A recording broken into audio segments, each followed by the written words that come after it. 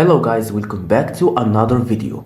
In this video, I'll show you step by step how to remove threads from Instagram bio.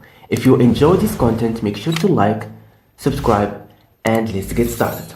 So first guys, open Instagram and then tap your picture profile, and as you can see, this is the icon of threads. So we want to remove this from our bio. So to remove it, tap on edit profile and then scroll down. And as you can see here, we have here show threads badge. So if you want to remove it, just toggle this off. And if we come back to our profile, the badge of threads disappear.